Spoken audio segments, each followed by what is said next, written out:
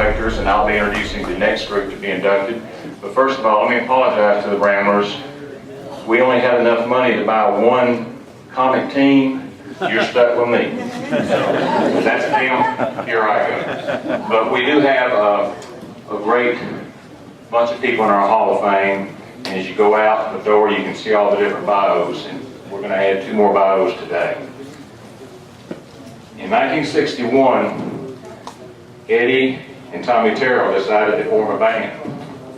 And together with Johnny Robinson, they formed a band that they practiced in the garage, in Johnny's family's garage. So they're a true garage band.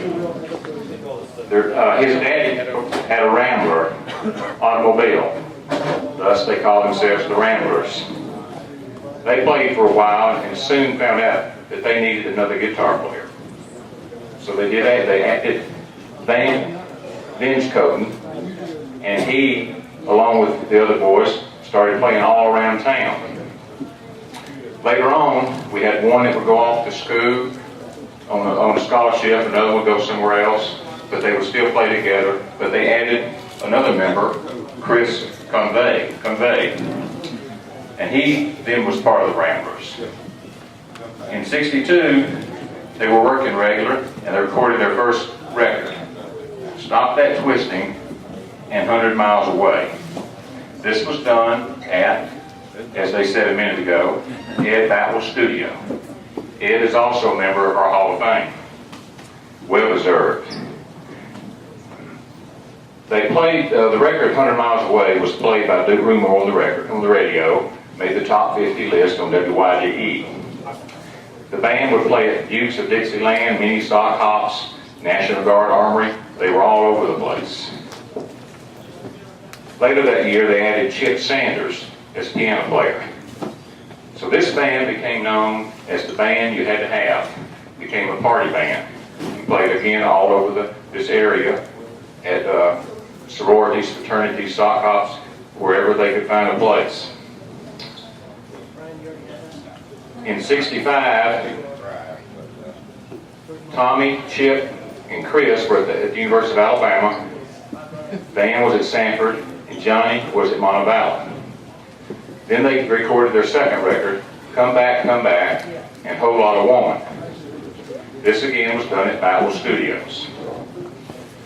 Chip wrote both of these songs. It did get some airplay, and the band also were backup musicians for Ed Boutwell at his studio on other recordings as well. In 1968, Vicki Hallman joined the Ramblers. This added a little more spice to the group because they were doing Janis Joplin songs, Linda Ronstadt songs, and other songs of that era. They were working approximately 35 out of 50 weekends every year. Vicki's with us today, and she later went on to Nashville. She was with the Buck Owens Band and was also a regular on Hee Haw in the late 70s and early 80s. As the 60s were closing, the band members were now married, raising their children, had real careers, and things kind of drifted apart, as one member said. They don't really remember breaking up, but about 1971, they performed one of their last gigs. Later on in '72, Van was killed in a motorcycle accident. So now the band is really just kind of, what do we do now? What do we do? Later on, at another unfortunate event, the death of Johnny's mother in 1979, the Terrell brothers were there, and they got together with Johnny. And as you might well remember, the Blues Brothers, they did the same thing. They got the band back together. So they did. They got their band together. They added some other members, and Jim Buford came on, John Livingston came on, and now they're back as the Ramblers. They did their first job with that group in October of '79. And so for the next 33 years, the Ramblers have performed all over the Southeast. They performed last night, if any of you are fortunate to see them at work play, and they're with us today, and we want to induct them into our Hall of Fame this year, the Ramblers.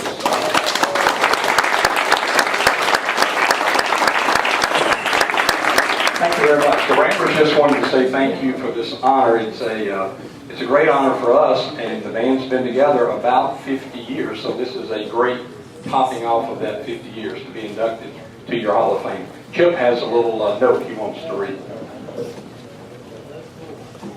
I'm Chip Sanders. I live in Jackson, Mississippi. Started with the Ramblers in 1962 at age 15.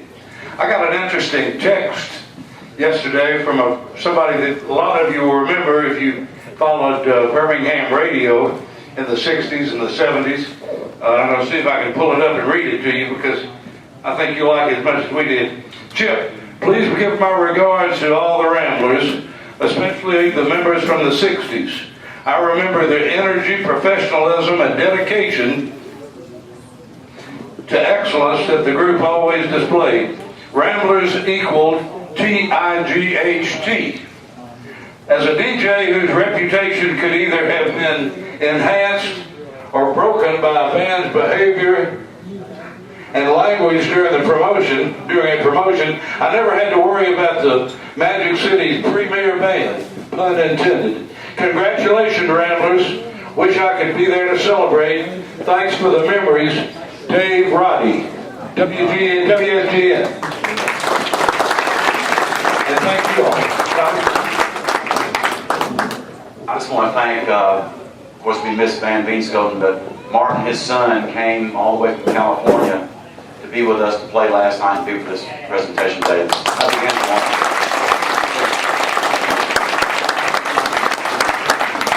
I'm Tommy's brother Eddie, and don't tell those guys, but I do this for free.